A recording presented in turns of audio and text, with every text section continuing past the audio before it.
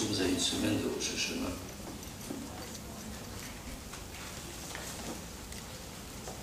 Je trouve qu'une réunion de ce genre est particulièrement souhaitable parce que chacun d'entre nous peut faire le maximum pour qu'Akadosh Baruch Hu inscrive tout son peuple dans le livre de la vie, Be'ezrat Hashem Yitbarach. Il veut dire s'inspirer dans ces jours de Slichot, de la Tzidkout, de Rav Eliashib Zechet Tzaddik V'Kadosh Livracha, de la Rabbanit Kanievski Zichron Livracha. Je crois qu'il n'y a pas de meilleur catalyseur pour nous.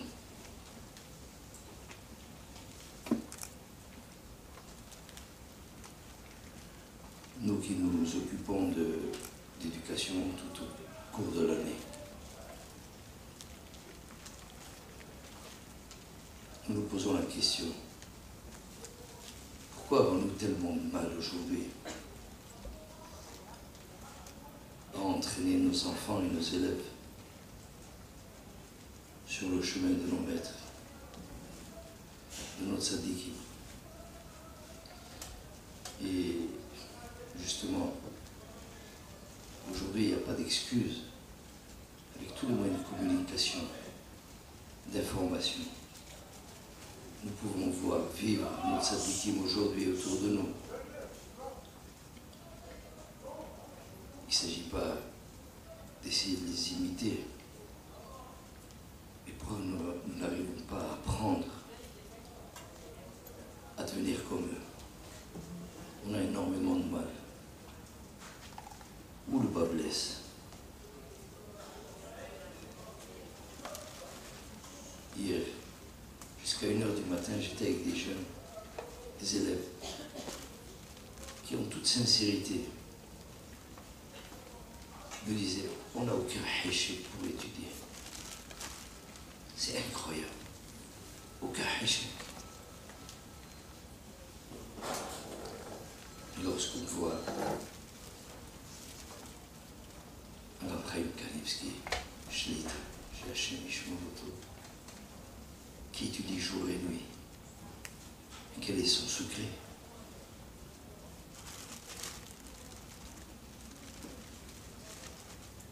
Quel est le secret de cette tzaddiket qui nous a quittés malheureusement toujours trop prématurément, qui a su être la compagne d'un gadol?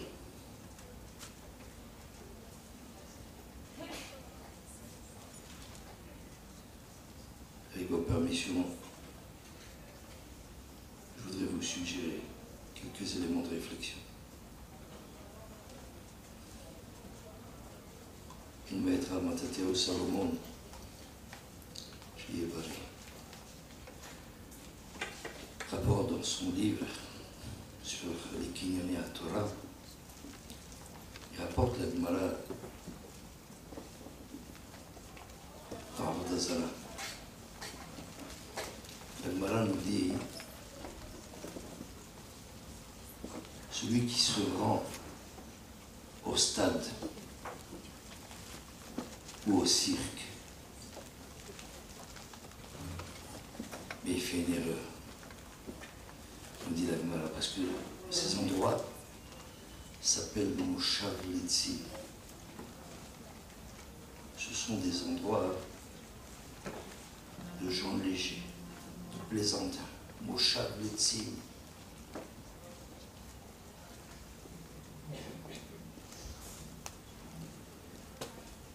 Et la Gemara de continuer, et elle nous dit la chose suivante. De là, nous apprenons que ces endroits-là conduisent au Bitul Torah. Ces endroits-là, si je fréquente le stade, ou si je fréquente le cirque, eh bien j'en viendrai à ne pas étudier la Torah. Voilà en traduction libre, ce que nous dit la Gemara, donc Avodah Zarah Daf Yud Zayin. Rav Matatyahu demande, comment se fait-il que la Gemara nous dise que ces endroits conduisent l'homme à ne pas étudier la Torah? Mais c'est en soi du bitul Torah. C'est pas que ça va me conduire, j'y suis en plein.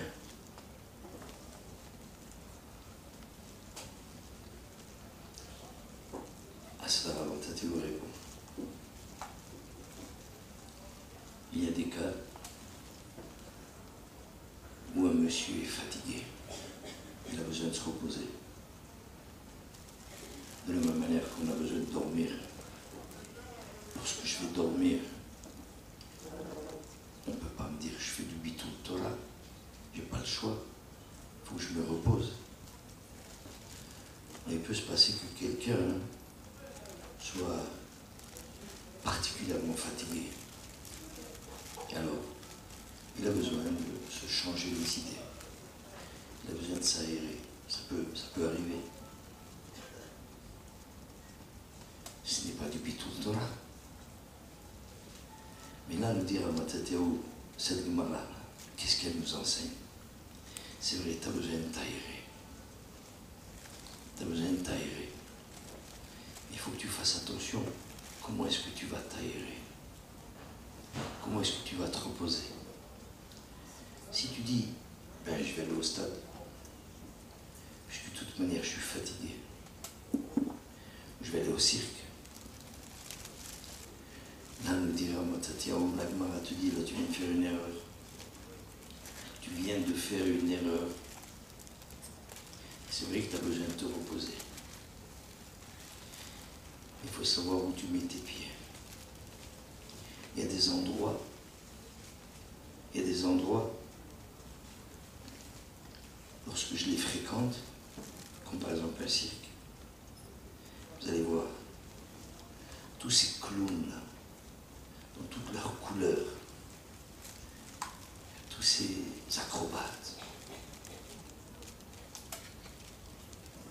tout ce que vous allez voir, ces bêtes que vous allez voir, qui vont frapper notre imagination,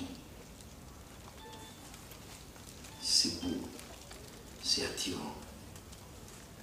Alors c'est vrai, ça va me changer les idées. Mais là, Matatyahu nous dit attention, attention, ça ne va pas simplement te changer les idées, ça va t'aliéner les idées.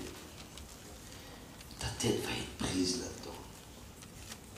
Mikan, dit là, de là on voit que ces endroits-là ne sont pas fréquentables parce qu'ils conduisent au bitul Torah. Tu as besoin de t'aérer, va faire de la marche, va à la montagne, va respirer. Tu vas aller au cirque, tu vas aller au stade, tu vas voir toutes ces couleurs, toute cette excitation du match, cette folie collective.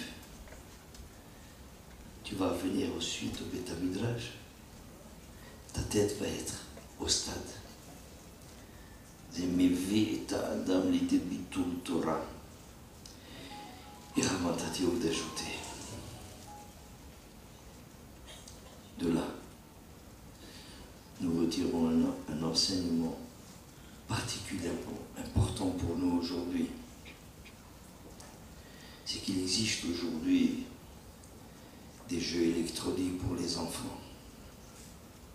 Les enfants de 7 à 77 ans. Qui sont tout en couleur, très beaux, très bien faits, excitants, prenants. Et là, nous découvrons un des éléments catastrophiques qui nous met des bâtons dans les roues du matin au soir. C'est inimaginable comment l'enfant, l'adolescent, l'adulte est pris, il est prisonnier.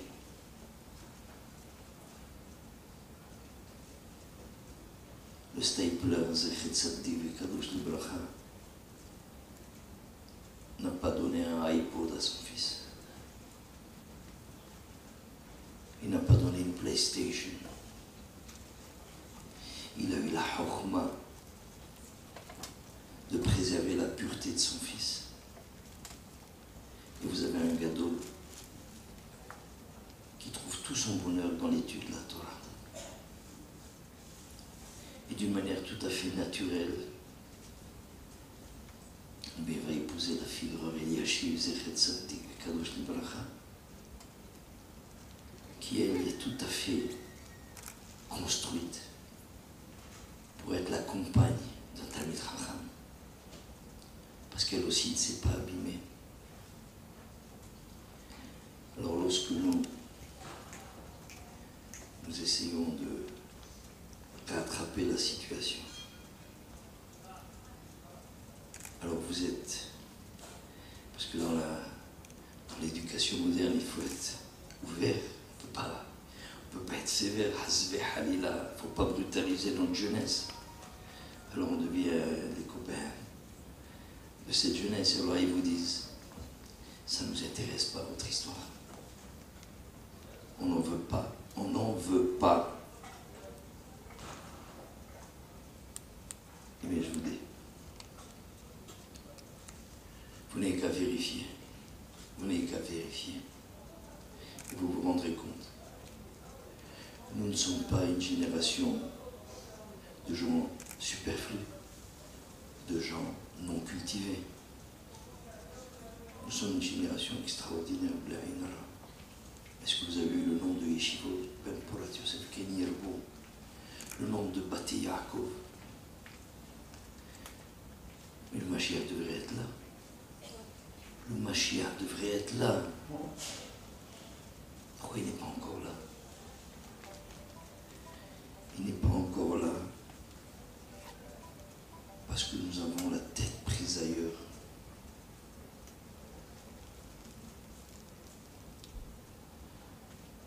Il y a 80 ans, vivait ici le Hafetz Haïm dans ce monde. Il y a quelqu'un qui vient et qui dit au Hafetz Haïm, on m'a proposé un shidour extraordinaire pour ma fille. Quoi est-ce qu'il s'agit? C'est un garçon de 14 ans qui a déjà fini le chasse et qui le connaît parfaitement. Hafetz Haïm dit, Masato, ça c'est un shidour. Il connaît le chasse. 14 ans. On va faire le Vort. Quelque temps après, Hafetz Haïm entend que le shidour a été rompu. Il fait venir le monsieur. Qu'est-ce qui se passe? Un tel shidour? Il dit, on m'a dit qu'il avait 14 ans. J'ai dit ça, c'est une aubaine. 14 ans, connaître le chasse. Je viens d'apprendre qu'il a 15 ans. Mort. C'est pas du tout une trouvaille. 15 ans, ça ne m'intéresse pas. Connaître le chasse à 15 ans. Il a cassé le shidour. C'est pas assez bien pour ma fille. Elle va que nous le sachions, nous, à 70 ans. Be'ezrat Hashem, avec l'aide du Dieu et la miséricorde. Pourquoi tout ça? Eh bien, parce qu'on se laisse porter. On se laisse porter par ce monde perverti dans lequel nous vivons. Et on arrive à cachériser toutes les saloperies qu'il y a dans ce monde. Vous avez du Herschel presque partout. Vous avez maintenant des mannequins. Des mannequins. C'est tout ce qui nous manquait. Un mannequin. Ils vous vendent un costume dernier cri. Une merveille de costume. Mais ils nous prennent pour des abrutis. C'est ça la vie.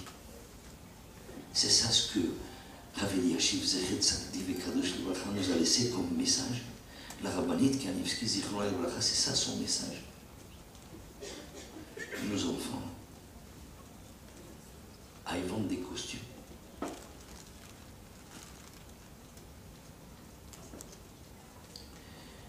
Il y a un livre qui vient de sortir, à Pargod. J'ai lu qu'il y avait des gens zélés qui sont allés voir le Chazon Ish. Et ils lui ont dit, Kvod Harav, on veut rénover votre appartement. Il leur a dit, pourquoi? Ils lui ont dit, mais c'est Hilul Hashem. Gdolador qui vit dans une bicoque pareille. Écoutez la réponse du Chazon Ish qui est rapportée par Rav Steinman. Si un Talmid Chacham a une maison de luxe, ça c'est le Hilul Hashem.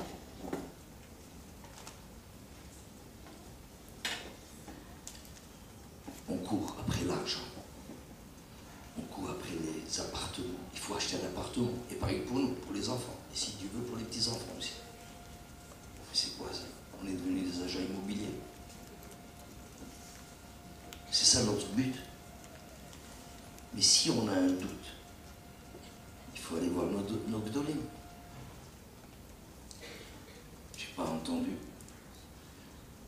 que nos Gdolim ont cherché à acheter un appartement pour eux-mêmes ou pour leurs enfants.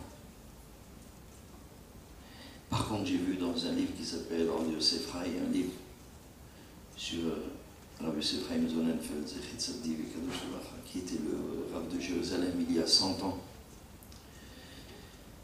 Il est arrivé à Yerushalayim après son mariage, il s'est marié en Hongrie. Il est arrivé avec sa jeune Kala à Yerushalayim. Alors c'est rapporté dans ce livre qu'il a vu dans la muraille une crevasse. Il y avait un trou dans la muraille. C'est une muraille très épaisse, une sorte de petite caverne. Il s'est mis à danser avec sa Kala. On a un appartement à Jérusalem. Regardez ça. On ne donnerait pas ça à un chien. C'est une niche. Il n'y a pas de fenêtre, il n'y a pas de porte, il n'y a rien. Et lui, il danse. Vous savez pourquoi? Vous savez pourquoi? Parce que ce qui l'intéresse, c'est la Gemara. Mais la grandeur, c'est que ce qui intéresse madame, c'est aussi la Gemara de son mari. Ça, c'est de la grandeur. La Gemara nous dit Gdola Avtacha שהבטיח הקדוש ברוך הוא לאנשים יותר מן האנשים. La promesse qui a été faite aux dames est encore plus grande que celle qui a été faite aux messieurs. Vous savez pourquoi? Parce que Rabbi Miller, Zechet Tzaddik Vekadosh Livracha, nous explique il faut être bigrement élevé pour être le deuxième, pour savoir rester dans l'ombre pour que l'autre réussisse. C'est une grandeur incommensurable. Lorsque le monsieur va et qu'il étudie l'Akmala, vous savez quel plaisir qu'il a à étudier. Mais c'est un plaisir inouï. Nos jeunes, malheureusement, aujourd'hui, n'ont pas encore goûté ce goût. Et bon, Baruch Hashem, il y en a. Je parle de ceux qui ne l'ont pas encore. Mais c'est un plaisir inouï, indescriptible. Alors quel mérite il a à être au Beit HaMidrash? Surtout aujourd'hui, il y a du misogavir, vous avez tout ce que vous voulez, le thé, le café. Il y a même le téléphone pour répondre à madame quand elle a besoin de quelque chose au milieu du limoud.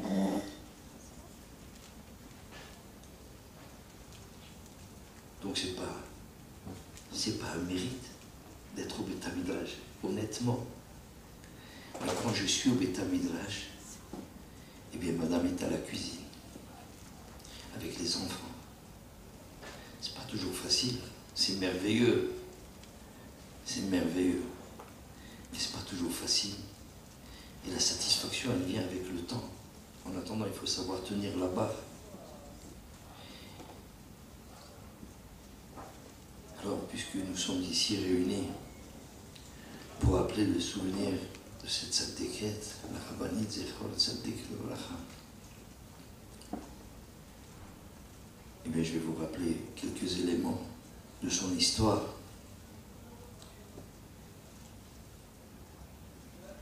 La rabbinite Kanievski, Zechor Livracha, était la fille de Rav Eliashiv.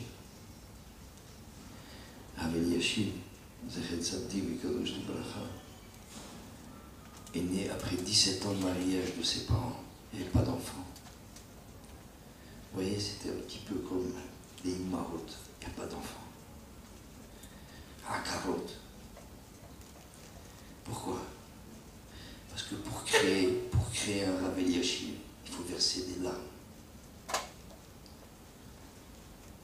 On ne prend pas ça dans une pochette surprise. 17 ans d'attente. Après 17 ans, sa maman, Zechron Livracha, était tellement peinée qu'elle s'est mise à pleurer. Mais par souci de ne pas déranger son papa, le Shebo Ve'ahlama, un très grand kabbaliste, le grand-père de Rav Eliashiv, elle est allée pleurer dans les tables. Son papa a vu, il est sorti, il a vu sa fille pleurer dans les tables. Il lui dit, ma fille, pourquoi est-ce que tu pleures? Elle lui dit, est-ce que je veux un enfant? Il lui dit, mais pourquoi tu es ici? Elle lui dit, parce que j'ai eu peur de te déranger. Si je pleurais dans la maison, ça aurait pu te déranger. Il a dit, ma fille, si tu as une telle appréciation de la Torah, eh bien, Be'ezrat Hashem, tu vas avoir un fils qui illuminera le monde de sa Torah. Et Rav Eliashiv est né. Et Rav Eliashiv, quand il est né, il était maladif. À 14 ans, les médecins ne lui donnaient aucune chance de survie. Il avait des problèmes de cœur et de reins. Et je vous parle d'il y a 100 ans. Et Rav Eliashiv a vécu 102 ans. Un homme maladif.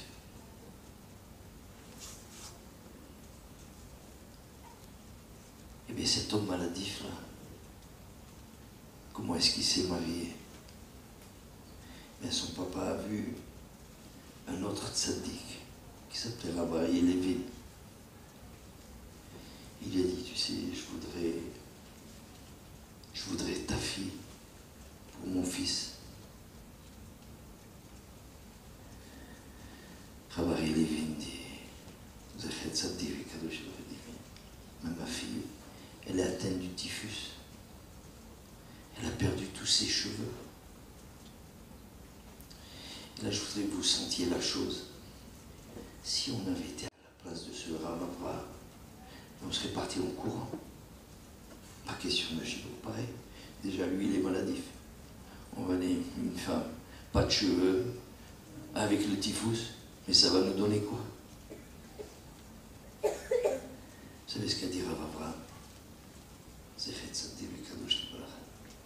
Il dit, Be'ezrat Hashem, elle guérira et elle deviendra ma belle-fille. Et c'est comme ça qu'elle est devenue l'épouse de Rav Eliashiv. Et ce couple,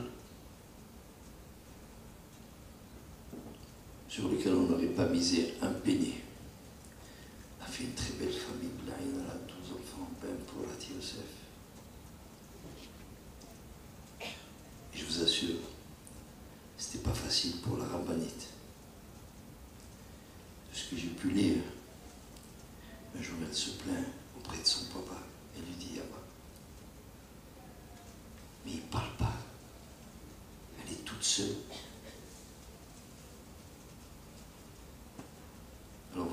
regardez les différences. Aujourd'hui, quand je prépare un élève à la Hatouna, maintenant dans la préparation, j'ai introduit un élément supplémentaire. Attention, attention, n'achète surtout pas de portable. Pourquoi? Parce que si tu achètes un portable, elle va t'enquiquiner toute la journée. Et Baruch Hashem, je ne suis pas prophète et ça se réalise. C'est inimaginable. Tu as acheté les carottes? Non. À l'autre. Et les enfants, toutes les 2 minutes, il faut qu'elles soient en discussion avec elles parce que Baruch Hashem, elle l'a dit. La rabbinite Eliashiv, Zichron et Bracha, elle était toute seule, sans téléphone, sans rien. Mais adresse-lui au moins la parole. Hasbe Khalila, de s'imaginer qu'il y avait une quelconque cruauté de la part de Rabbi Eliashiv. Mais Rabbi Eliashiv avait compris Mahuvato chez la dame Be'olamo. Pourquoi est-ce que je suis venu dans ce monde? Pour étudier la Torah. Point. Et mon épouse, elle m'aidera à faire ça. Eh bien, j'ai aussi lu que lorsqu'elle s'est plainte auprès de Rabbi Arié Levin, il a dit, ma fille, regardez l'éducation de Rabbi Arié Levin. Surtout, je t'en supplie, ne dérange pas ton mari. C'est un Talmid Chacham. Si tu as besoin de parler, appelle-moi, j'arrive. Tu parleras avec moi. Regardez la petite coup de Rabbi Arié Levin qui s'efface pour que son genre devienne un gadol. Alors un jour, Rabbi Arié Levin était avec sa fille dans la cuisine et il parlait. Et Rabbi Eliashiv, Zichron Bracha, est arrivé à 7 heures pour le dîner. Alors la rabbinite a servi le dîner à son papa et à son mari dans la cuisine.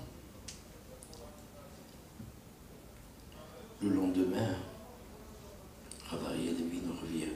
Il dit, ma fille, quelque chose qui ne va pas.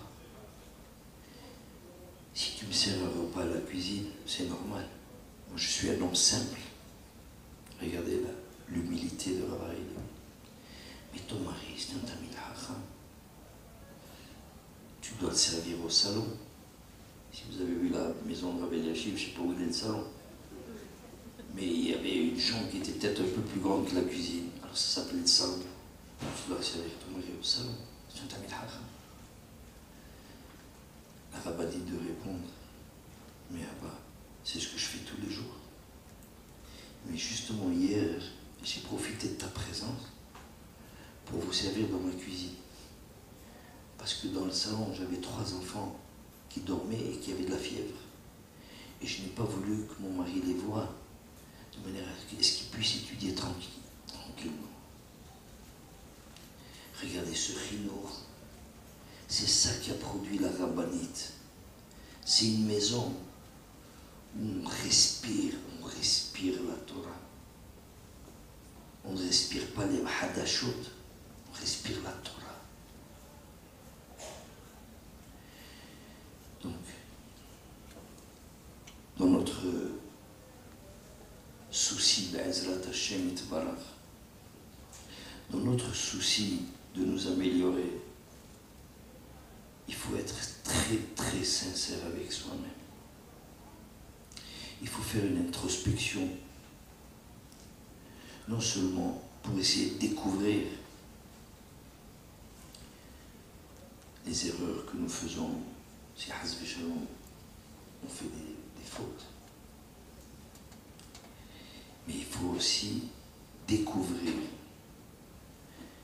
les vices de nos mitzvot. Même quand on fait une mitzvah, il faut savoir qu'elle n'est peut-être pas parfaite. J'ai fait une mitzvah, mais elle aurait dû être améliorée. Je vais vous donner un exemple que Rav Chaim Shmulevitz rapporte. vous allez comprendre comment on arrive à devenir un gadol. La Gemara dans Hagiga d'Afdalet Amoudbet nous rapporte que Shaoul HaMelech, après que Shmuel Al-Navi ait quitté ce monde, avait besoin de lui poser une question. Il était en doute, il ne savait pas s'il devait partir en guerre ou non. Il a décidé d'utiliser les services d'une dame qui, par sorcellerie, pouvait faire venir l'âme de Shmuel Al-Navi afin qu'on lui pose la question. La Gemara de nous dire que la dame, lorsqu'elle a fait monter l'âme de Shmuel Al-Navi, elle en voit deux arriver. Elle dit, j'en ai demandé un, il y en a deux qui arrivent.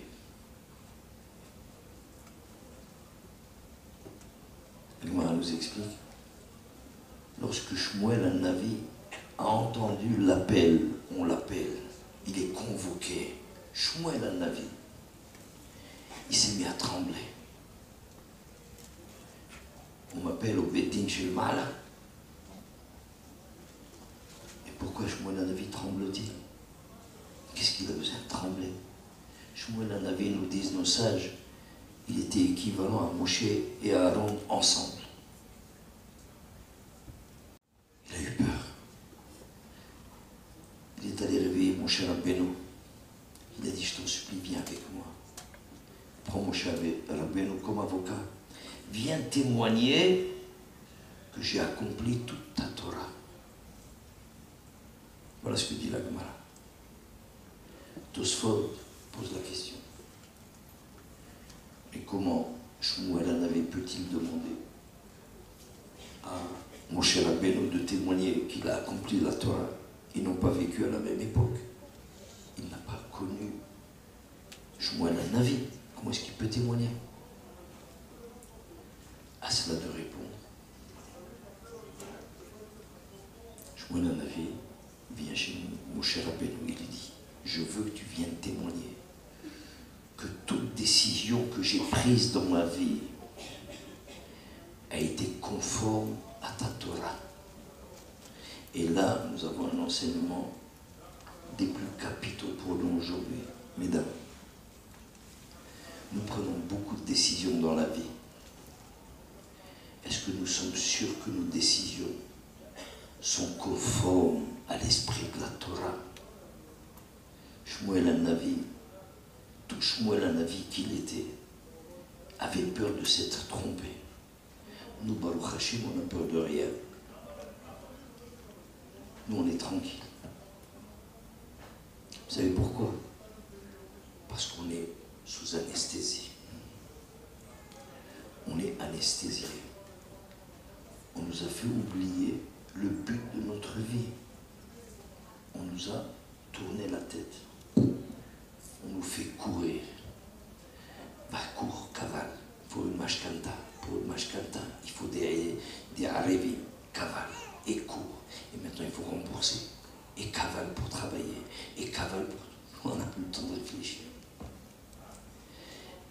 Et dans quel paracha il est marqué qu'on a une mitzvah d'acheter une maison? C'est pas marqué. Mais c'est pas grave.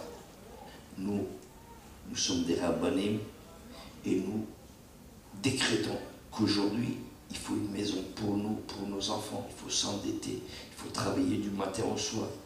Et si on peut voler, ça peut aider aussi.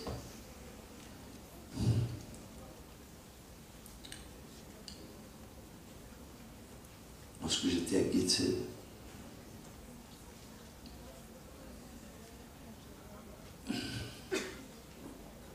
avant Guetzed, j'avais une chavota à Aix-les-Bains, un bachour extraordinaire. Moi, j'étais déjà marié et j'étudiais avec un jeune, une lumière, un cerveau, la Inara, quelque chose d'extraordinaire. Une mémoire phénoménale. capacité de compréhension, une vitesse de réflexion inouïe. J'étais sûr que ce garçon allait être un des Gdolim. On s'est quitté. Moi, je suis allé à Getzem, il est venu en Eretz Israël. Dans une très très bonne yeshiva. Un jour, je le vois arriver à Getzem. Il vient me rendre visite, j'étais content de le voir. Et il me disait, par exemple, Seder Shlishi. Seder Shlishi, c'est des heures d'études à partir de 8h30 jusqu'à 11h, minuit. Chaque Seder Shlishi, il étudie 5 dapim de Gemara. Comme ça. Je vous dis, un génie, il a rien là. 15 jours après, je le revois de nouveau à Getzem. Je lui dis, dis-moi, t'as gagné à la loterie? Il n'avait pas un sou. En 15 jours, tu fais 2 fois le voyage d'Eretz Israël. Il me dit, non, je vais t'expliquer.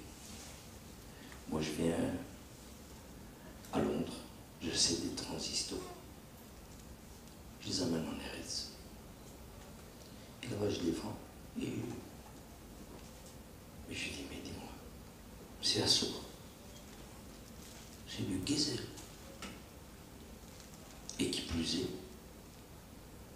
si jamais on t'attrape à la douane, mais c'est un Hilul Hashem. Ah, il me dit, ah, vous à Getzem, vous êtes Meroubaï. On est carré. On est retardé menton. Lui, il comprenait. Je lui dis, ça ne marche pas ton histoire. Je vais aller voir Avabo. Je vais aller voir mon maître, Abraham Goritz. Je lui dis, écoute, Alav, on a le droit de faire ce genre de combine. Dina de Malchuta, en Dina de Malchuta. Vous savez, toutes les lames d'anime qui savent bien jongler pour arriver au Issour en douceur. Alors il me dit, écoute bien, on a posé cette question d'Anna Abramski, de Retzativika Moshlevach. Le Dayan Abramski a dit la chose suivante. Je ne veux pas entrer dans le débat ilkhati de cette chérie-là. Mais je veux vous dire une chose. Aujourd'hui, j'ai 80 ans. Et je vous témoigne que tout celui qui a fait ce genre de truc, lo itzliach baTorah, n'a pas réussi dans la Torah.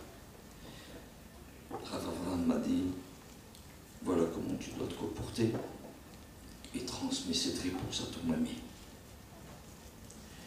Bien, figurez-vous que cet ami qui, véritablement, en toute sincérité, était voué à la gadlout. Vous savez, c'est un petit garçon basané. Il me disait, moi, je vais me marier avec une Ashkenazia blondinite et une dira Baït Vagan. J'ai eu peine pour la Yosef. Tu t'es déjà vu dans la glace? Figurez-vous, les années ont passé. Je monte en Eretz, je le rencontre. Il me dit, viens voir. Il m'invite chez lui à Baït Vagan. Il dit, tu vois, je lui dis quoi? C'est à toi, c'est à part? Il me dit oui. Et ta femme? Il me dit, une Suissesse, fille de banquier ashkénazi. Je tape pas chez moi. Elle me dit, qu'est-ce que t'en dis? Je lui dis, mais je suis heureux pour toi. Je suis surpris, mais je suis heureux.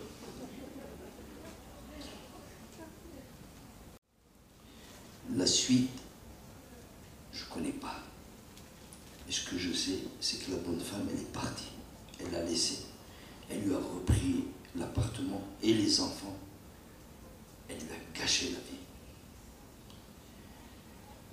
Ce genre de combine, ce genre de concession qu'on fait C'est ça qui nous tue. On ne manque pas de Sfarim aujourd'hui.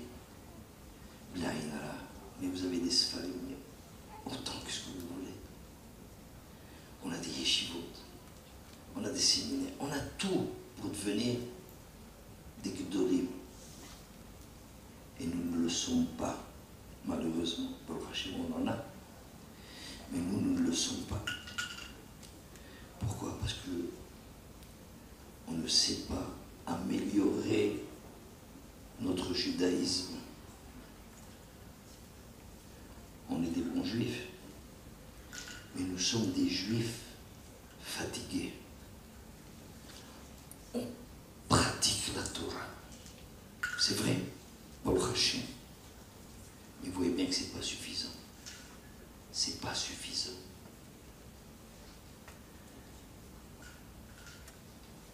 Donc, à travers notre introspection dans la recherche que nous faisons, que chacun d'entre nous s'efforce de se rapprocher de l'authenticité de notre Torah, de ne pas chercher à l'adapter au temps moderne. Et de ce fait, on va se rapprocher de ces foyers de Torah, comme ceux de Rav Eliashiv Zichrono Livracha, comme celui de Rav Chaim Kanievski, Shibadel Chaim Tovim. On aura des tzadikim, comme ces rabbanim, des tzadkaniot, comme la rabbinite Zichrono Livracha. Et là, sans aucun doute, si nous arrivons à généraliser cette approche de la Torah, Be'ezrat Hashem Yitbarach, le Mashiach viendra très prochainement. Que Dieu vous inscrive tous dans le livre de la vie, vous tous, vos enfants, vos maris, tout le peuple d'Israël, et que Be'ezrat Hashem Yitbarach, nous puissions très prochainement accueillir le Mashiach Tzidkenu B'mehera B'yameinu. Amen.